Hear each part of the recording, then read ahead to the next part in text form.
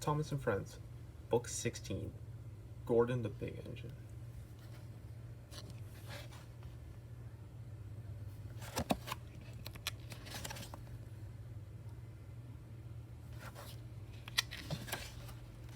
This is a story about Gordon the Big Engine.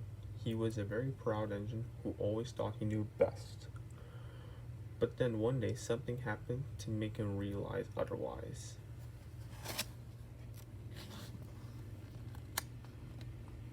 Gordon was always boasting and telling the other engines how to behave. One day he was showing off to Edward. "You watch me this afternoon as I rush through the express. That will be a splendid sight for you when you're shunting trucks." And before he puffed away, Gordon said, "Don't play around with trucks, Edward. It isn't wrong, but we just don't do it."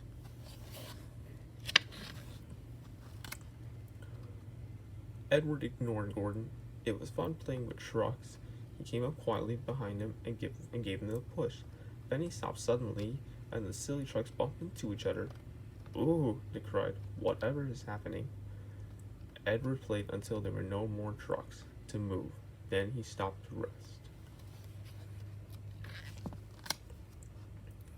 Suddenly, Edward heard a whistle. It was Gordon, and he was very cross.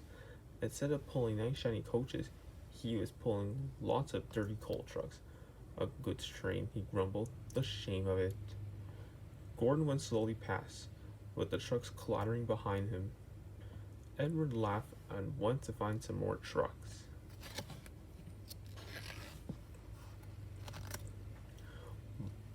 But soon there was trouble. A porter came and spoke to Edward's driver. Gordon can't get up the hill," he said. "Will you take Edward to push him, please?" Edward found Gordon halfway up the hill. His driver was very cross with him. "You're not trying," he shouted at Gordon. "I can't do it," replied Gordon. "The silly coal trucks are holding me back."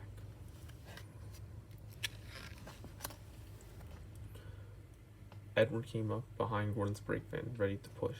"You're no use at all," huffed Gordon. "You wait and see," replied Edward.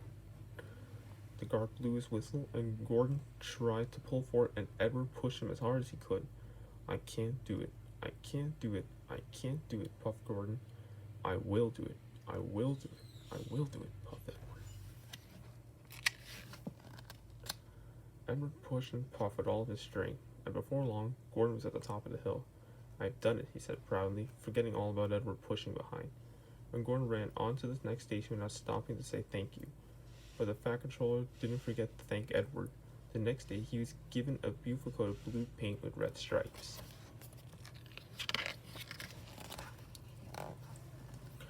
Gordon hadn't learned his lesson. He still boasted and told the other engines how to behave. Now it was Henry's turn. "Henry whistles too much," said Gordon. "Respectable engines don't whistle loudly at stations. It isn't wrong, but we just don't do it." Poor Henry felt sad. "Never mind," whispered Percy. "I like your whistling." The next morning, as Gordon left the shed, he called to Henry. "Goodbye, Henry. Be sure and remember what I said about whistling." Later that day, Henry took a slow train to Edward's station. "Hello, Henry," said Edward. "I was pleased to hear your happy whistle yesterday." "Thank you, Edward," smiled Henry. "Shh. Can you hear something?" Edward listened. Far away, but getting louder and louder, was the sound of the engine's whistle.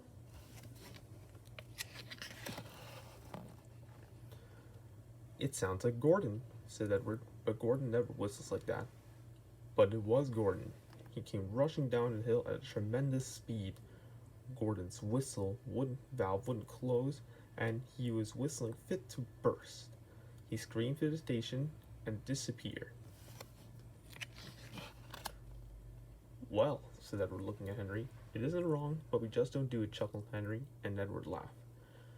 Meanwhile, Gordon screeched along the line. People came out of the houses, fire engines set off to find the fire, and old ladies dropped their parcels in shock. The noise was awful. Porters and passengers held their ears. The Fat Controller held his ears too. "Take him away," he bellowed, and stopped that noise. Still whistling, Gordon puffed sadly away. He whistled as he crossed the points. He whistled in the siding. Gordon was still whistling as the last passenger left the station.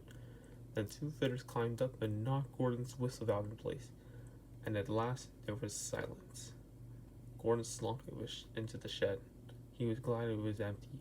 He didn't want anyone to make fun of him.